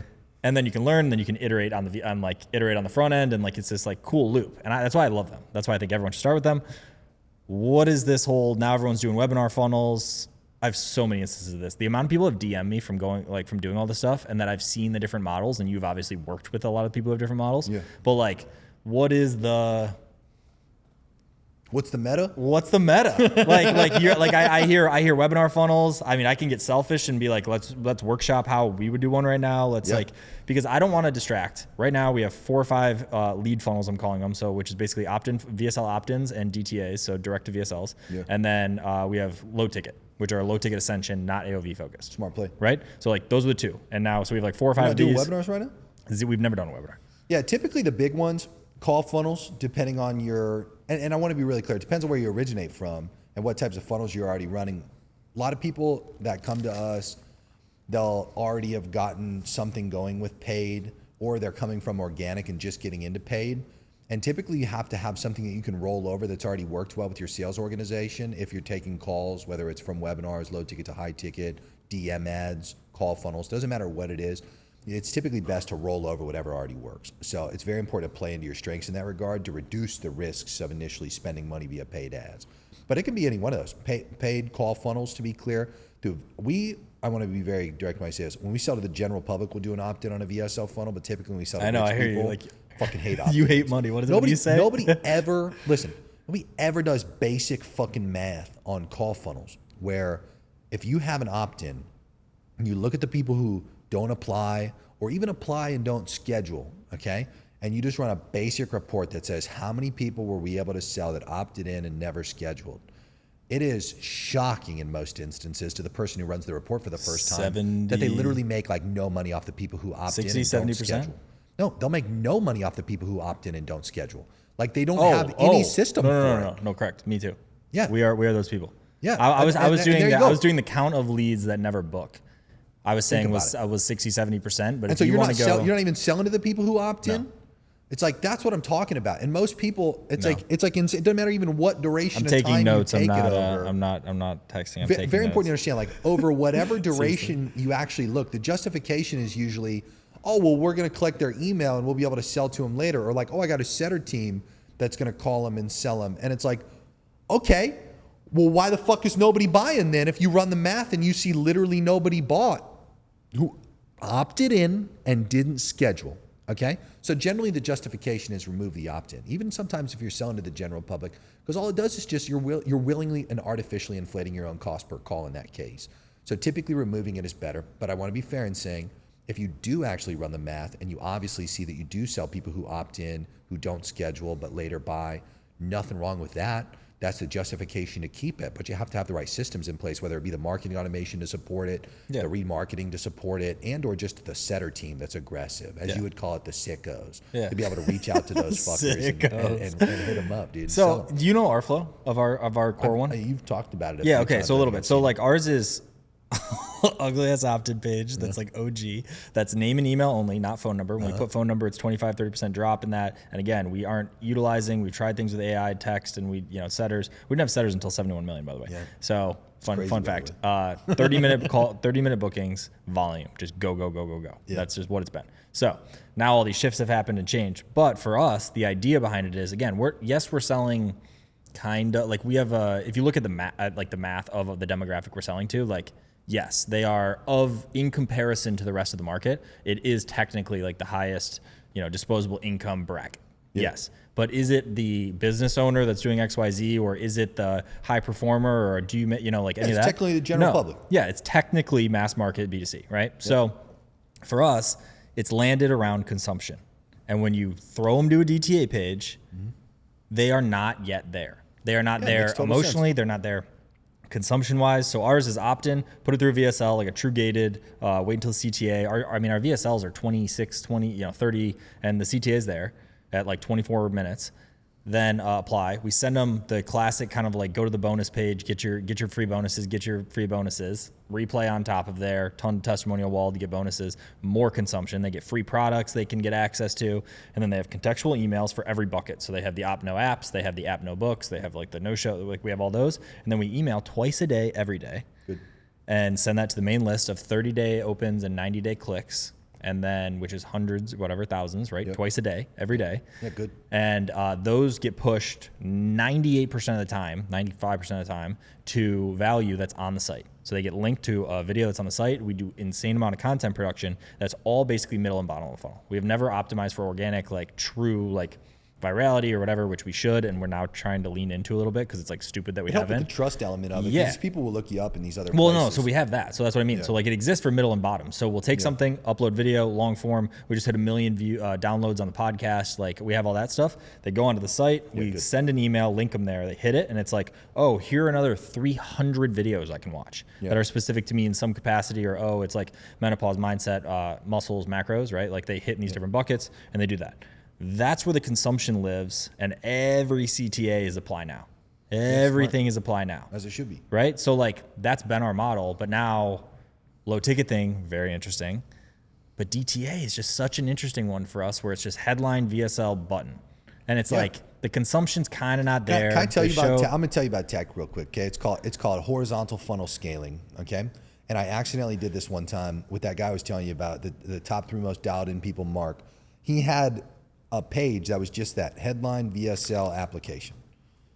And I go, I think we could do better than this. And so we created a split test. It was headline, video, application, testimonial section. And it was just page variation 2 is what we called it. And all you added was testimonial section? All I did was add a testimonial section. I went into the campaign, right, in the ads manager. I duplicated the campaign. And all I did in that duplicated campaign was go to the ad level and just change the URL to page variation number 2. Is that how you split test, by the way? That is. In this case Really? in particular is what I chose to do. No, I mean, I have plenty of ways that I can split test. It depends. I want to be really clear. It depends. In some instances, there's plenty of other ways I could choose to do it. But in this particular case, that's what I chose We'll do that sometimes. Okay? We have an internal beef. That's why I'm kind of like talking about that. It's okay to do it. Because it's like, wait a minute, different ad might perform different. I have a golden rule. I don't give a shit about whatever bias I may or may not have towards what I think is right. I don't want to be right. I want to make money. Yeah, I'm here for that. So long story short, if that specific way I chose to do it in that instance didn't work, I'll do it any other way, Ryan. I don't give a fuck. So anyway, back to my point. I duplicated the campaign. I changed the URL to page number 2. Yeah. Okay. Press publish. Let it get actually is what his URL was. It was literally /B, by the way. It was literally /B. So it publishes, gets approved, and this is during the COVID era, and I just kind of forgot to go back and like look at the test and turn one off. They just both end up running, and there was like a $10 discrepancy between the cost per call that one or the other was producing. All it did was a positive thing. Got additional call volume at a favorable KPI for a cost per call. Yeah. So we ultimately concluded not to shut one or the other off. You know what we did from there? We did it 7 times in a row. So we created a 3rd page variation. And what we did on the 3rd page variation was duplicate page variation number 1, headline VSL application. And we changed the VSL to a different VSL. Duplicated the campaign, went to the ad level, changed the URL to /C, page variation 3, published that bad boy. Again, couple dollar difference in cost per call. And super happy with the result. So in the 4th page variation, we took the entire first VSL and we turned it into a long form. We turned it into a long form page. Sales, like just copy. A long form page, same call to action, book a call. But instead of headline VSL application, we just did long fucking copy page, call to action, to book a call. Worked like a charm. Maybe like a $30-ish difference in cost per call on that one, but a very favorable cost per call. Moral of the story: we do this upwards of 7 times, and then at that time, that guy got bought out, and then.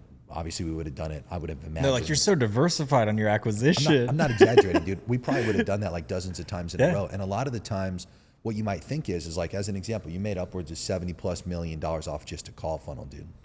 Why in the world would you not just consider taking that same exact call funnel and duplicating it out and changing a simple section or a simple variable that's already on the page? We for as an example, like variation 5, 6, or 7, I don't remember which one it was. By that point, we were like, all right, page variation number 1, but we'll just change the headline on that specific variation. And every single time, here's what's important to understand.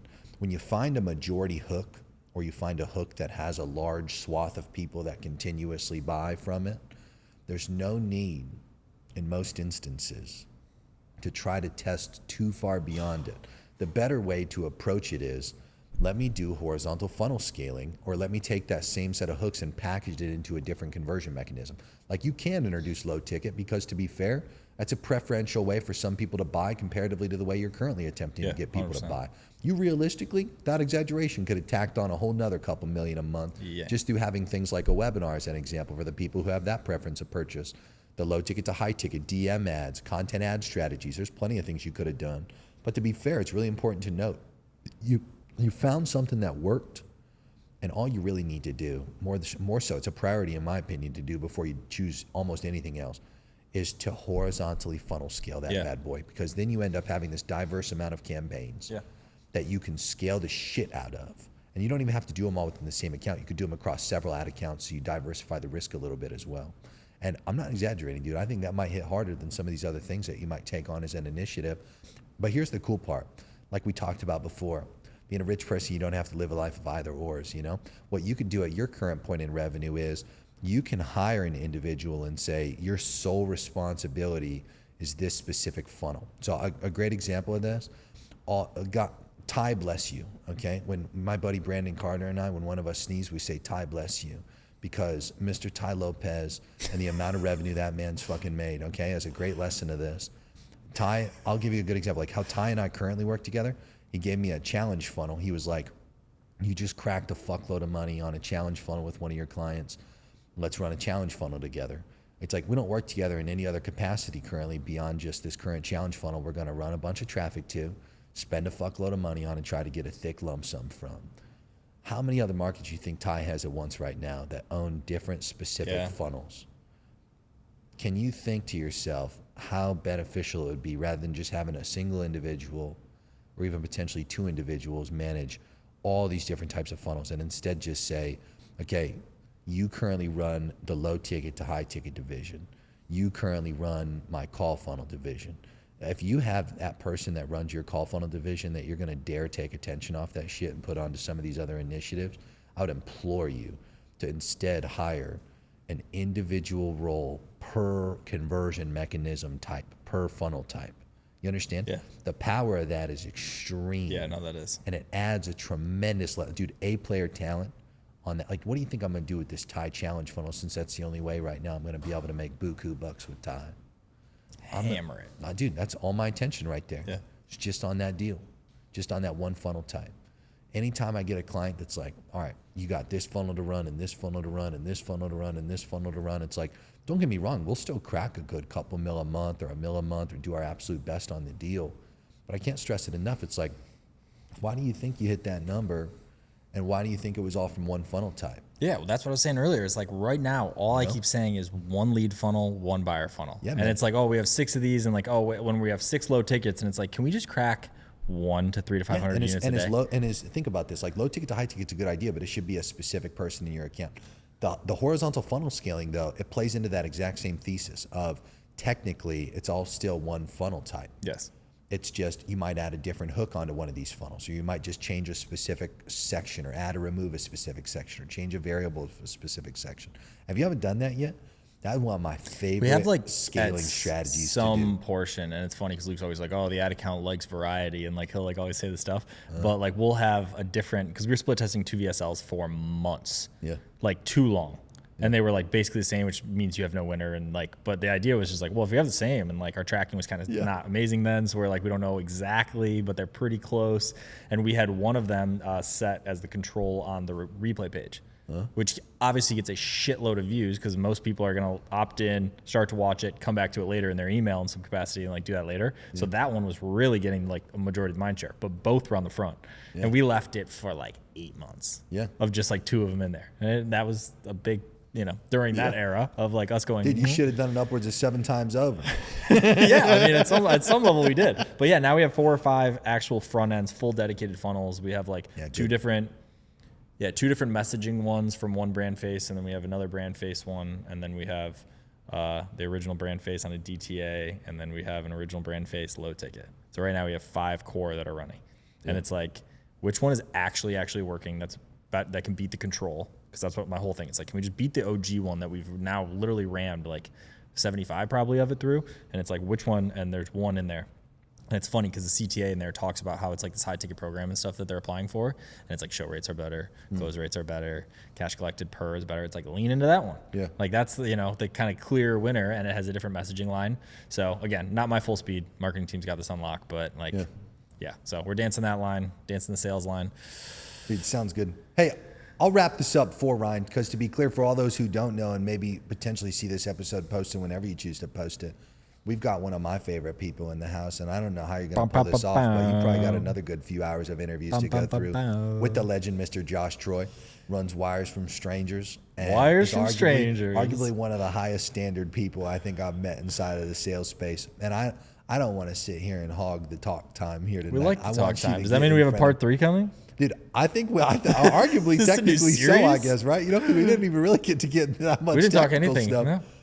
Yeah, moral of the story is I'm happy to do a part 3. You know, let's see what the people say after this one. Okay. But anyway, moral of the story, per usual, thank you for having me on. Thank you for you guys for watching this.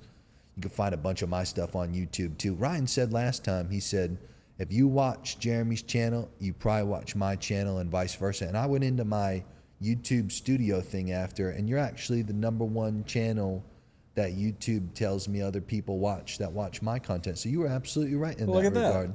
So more of the story is you probably already watch all my stuff anyway. Here's an ending question though. How big do you think the market is? For which market? Of info coaching, people that are doing over 100K a month right now. In terms of just like quantity of people? Yes. Like, how large is it? Is I it would 5,000? realistically Is it say like low 15,000? couple 100,000 people realistically. You think couple 100,000? I deeply believe, yeah, because there's so many people that here's the thing, right? We don't know what we don't know. I have no idea. That's what I'm asking. I believe that there's far more than what you and I can think of. I think there's people out there who don't talk about it. I think there's Who don't people know that we call it info coaching. I think there's so many more people than we can fathom. And here's the thing, dude, 100K is only a measly fucking 1.2 mil a year. So if you really think about it, you're telling me that you don't think there's easily at least 100,000 people that are doing a measly if you link, fucking 1.2 mil if a you year. loop in also the coaches, the consultants, the people who do like expert speaking gigs, the guy, all that kind of stuff. Info in general is very important to understand. Like it's an intangible, me communicating something in my brain to you, no matter how I package it, info. So to your point, depends if you're just trying to isolate it to like courses or some type of coaching product. If you include consultants, obviously it's very easy to justify a couple 100,000 people, but I think easily a couple 100,000 people. Yeah. It's also very important to be clear when I say this. There's people like you and I who like openly just go talk about these kinds of things, but like think about the quantity of people that just don't have that same belief where they're like, dude, look, I've got my little pocket audience of people. I'm doing relatively good. Like, you know, Jeremy's sitting here ragging on making only 100 G's a month, but whatever, you know, I'm happy with it. I have a great quality of life. I think there's a tremendous amount. Honestly, I think my number might be on the short side of things. Interesting.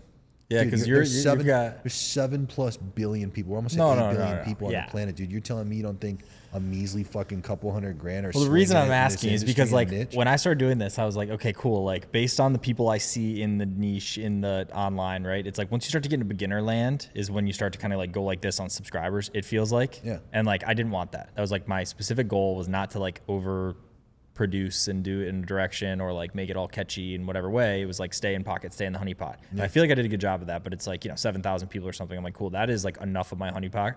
I was going for 3,000. I see yours is what? Subscribers? Yeah, of like subscribers and like X and like all of that. At the exact time I make this video, I just cleared 16.5 earlier today. Okay. I thought it was pretty cool. Yeah. I started literally 1 year ago in So July. that's what I'm thinking is like, what do you think a breakdown of your 5K. 16,000 people are? Like how many are doing 100K a month? Like I know from who DMs me. Yeah. Like when I was at 300 subscribers, it was like real honeypot, and it's like I had people who were doing 2 million a month. I had people who were doing 500K a month, like in DMs, like at that. And then when I went like this from some kid sharing it on X, it was just like some affiliate guys, some lead gen guys, some SaaS. It's like that X pocket is really kind of what they're almost I want to be identical. fair in saying like my content that I consistently make is for people that are already doing a couple 100K a month and are trying to crack $1 million months or already at $1 million a month and trying to crack another $1 million a month on top of that. And I consistently see through our qualified applicants that come through a tremendous quantity of those types of people. And I can't stress it enough though, obviously there is still a large quantity of people that aren't in that demographic that still learn a tremendous amount from us. So although I'll consistently and will continue calling out that demographic as my ideal target audience that I'm communicating to, because that is what I'm making the videos for, you know? I love $1 million months. I think they're so important. But at the end of the day, it's like, yeah, there's probably still a large swath of people that, just like me when I first started, dude, I'd be fucking watching our content when I was poor. I know. That's so that's what I'm trying to gauge on what the number is, because I was like, if I got to like 30K, I was like, oh, that's not good for me. Like that's not my pocket, is what I've like had this belief around. Could be completely wrong. Again, I am actively doing things wrong. You know, there's plenty of instances where I've reached the qualified people through a technically unqualified person that binge watches my content and says, oh, you gotta like works for one of these people and says like, hey man, I think you should watch this shit. I gotta really that's true. I gotta really connect on X from that. Here's the thing, dude. It's like as much as in my content, as I mentioned, like I will openly rag on making less money. It's just me trying to implore people and encourage people in my way of doing it to get richer and understand the importance of money and try to make you feel smaller than what you might think yourself of, so you try to get bigger. Yeah. You know, I in no way, shape, or form like hate poor people or like think less of people that make less money than me. But I don't give a fuck if they watch our content. I'm happy for them to watch our content. I think it's important for them to watch our content too. But yeah, moral of the story is you got to expand your mission a bit. You know, you don't want to stay small. There's no justification, no good justification for attempting to stay small, because at the end of the day, you getting a lot more reach with this type of messaging at the end of the day is always going to lead to a dramatically higher probability of you reaching more of the right people, even if you reach a tremendously greater quantity of the wrong people, because the ratio will realistically stay the same the entire way up. The number just gets bigger and bigger. I don't believe in going small. I don't believe in staying small. I don't believe in the logic of small. I deeply believe in the power of big, and it'll be my bias against yours, but I think no you should bias. go- I'm I think telling you you should right go now. as big as you can. And No I think- bias. I think It's it'll just lead like to an your own initial. benefit. My initial thought was around that was if I reach outside of this pocket, it's not what my initial goal was, which I hit my initial goal. So now it's like the reframe, the rephrase, like what? There are How a do I lot more want rich it? people out there that you need to help and get your messaging in front of. Speaking of that, I have someone actually you just reminded me of that reached out to me that said they wanted to get in touch with you. So I have to connect with you after this. Happy to help. That you'll love. That crushed it. That's in the 9 figures last year. Excited to help them, you know. Yeah. I love, dude. If I can help a Is that person right? making 9 figures, Yeah, get 9 even figures. richer, that'd be 100 very and, exciting. 100 and something last year. Yeah. Let me know. I'm happy to help. Bing bong. Well, listen, moral of the story. We're off. Thank you for watching. Appreciate you being here. Ryan, do your outro. Do your thing. I don't have an outro. All right. Well, yeah. Peace out then, I guess, huh? Bye, guys.